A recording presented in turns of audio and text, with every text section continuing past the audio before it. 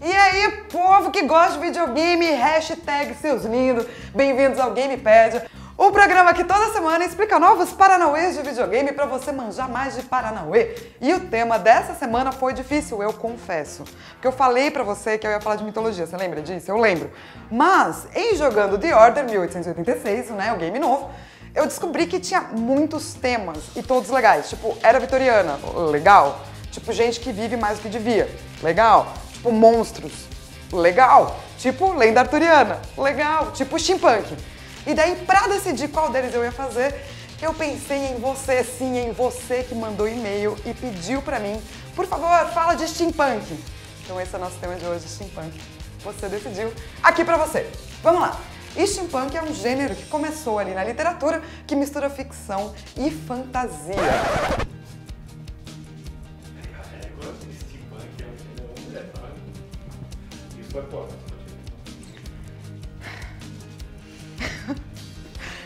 Steampunk começou como um gênero de literatura que mistura ficção científica e fantasia, e o termo foi cunhado aí mais ou menos em 1980, mas tinha coisa antes disso, tá?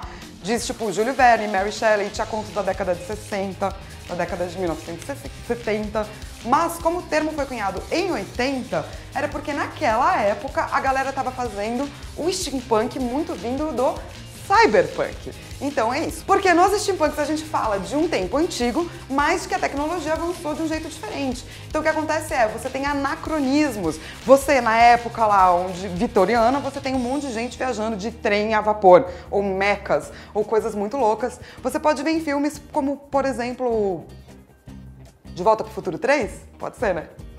Então, e no cyberpunk você tem muitas coisas de high-low.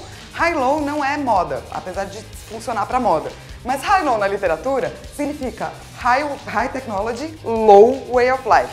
O que é isso? Muita tecnologia.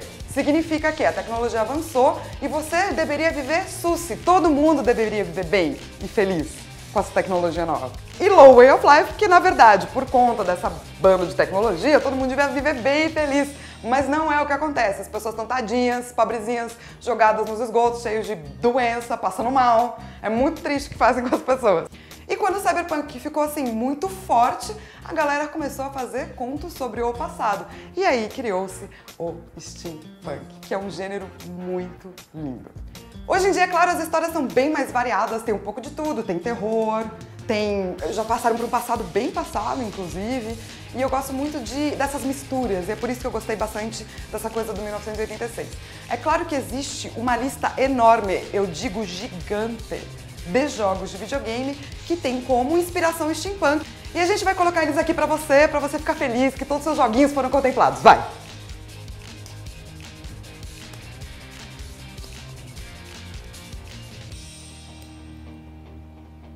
Então, como você pode ver, é uma lista gigante, daí não dá pra falar de todos eles. Se eu não falar do seu favorito, não tem problema. Comenta sobre eles ali embaixo. Fala, eu gosto mais desse, Flávio, você não falou dele. Falar que, puxa, que pena, mas eu vou falar de outros, desculpa. Vamos lá. O primeiro que eu quero falar é um jogo que mudou o que é RPG, que é Final Fantasy VI. E eu tenho uma confusão pra fazer, eu não vou falar sobre qual eu acho melhor, Final Fantasy VI ou VII, mas eu devo dizer que pra mim a melhor protagonista de todos os Final Fantasy é a Terra. Ela é linda e maravilhosa. Eu cruzei com a Mano, o cara que faz concept art de Final Fantasy, e ele me perguntou: Flávia, qual é a sua personagem favorita de Final Fantasy? E daí eu falei a Terra, sabe o que ele me disse? Eu também. Ah, cara lindo e maravilhoso, sabe tudo de videogames, cara. Então, no Final Fantasy VI você tem temática medieval, você tem era industrial, e essa mistureba fez uma revolução nos RPGs que podiam então fazer mashups muito mais interessantes. Eu acho que a parte da ópera e toda essa coisa barroca, inclusive na trilha sonora, que é muito linda, foi uma das coisas muito interessantes da época. Pra mim, marcou uma geração inteira. E se você se lembra, tem vapor por todo lado. Além disso, tem high-low. Quer dizer, existe um império que tá atacando todo mundo e a galera tá passando mal, tadinha, toda tristinha. O segundo jogo que eu vou falar é um jogo que criou um gênero chamado Stealth. Se você não sabe, Stealth significa furtividade. Sem ele não teria Dishonored, não teria Assassin's Creed, e eu estou falando da queridíssima série Thief. A série se baseia num ladrão, é claro, mas mistura coisas malucas, tipo extremista religioso, gente que faz mágica, governo corrupto. É uma franquia cheia de anacronismos, alguns até acham que não funciona muito bem essa quantidade, mas eu devo dizer que o que eu mais curto de usar steampunk em games assim é porque é o steampunk que faz o mundo ficar vivo. Eu não sei se você se lembra, mas os bueiros estão sempre explodindo, tem um monte de vapor saindo das casas. Você sente que aquele mundo é de verdade, é pulsante? E é aí que o steampunk funciona muito bem. O terceiro jogo que eu vou falar é sobre os indies, que são maravilhosos, e ele é o Machinarium. Se você nunca jogou, cara, é puro amor em forma de arte. Não só porque a arte é bonita não, mas isso também. Mas é a história de um robô que vai atrás da sua namorada, não tem texto quase, não tem diálogo quase, é tudo expressado pela grandiosa arte do point and click. Point and click, vamos fazer mais jogo point and click? Por favor? Com humor, tipo Telltale. Bota um humorzinho pra gente ficar igual a Monkey Island. Assim, ó. E por último, por que não falar de um pouquinho de terror? É claro que na ficção científica, fantasia, steampunk literária, a galera tá puxando muito mais Lovecraft. Se você nunca leu Lovecraft, seja feliz porque você vai ler pela primeira vez. Mas no caso de Alice Madness Return, a gente não vai falar de um terror de monstros, mas um terror de dentro da sua cabeça.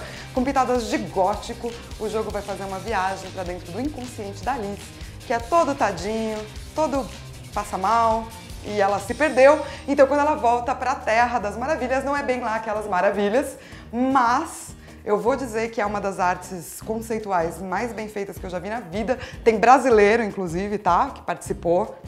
Só pra você saber.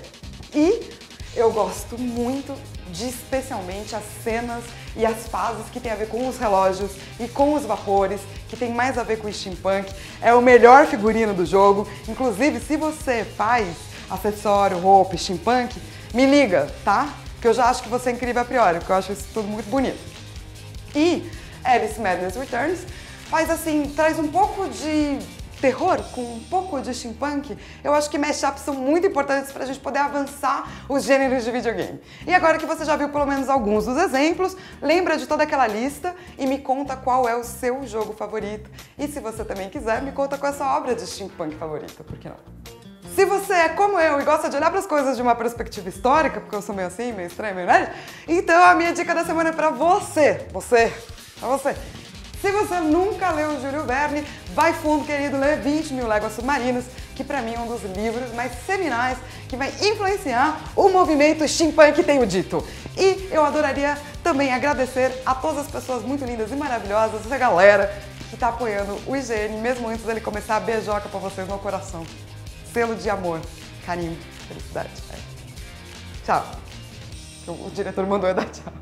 Eu achei que não precisava, mas tchau. Tchau. Foi mais legal ter você aqui.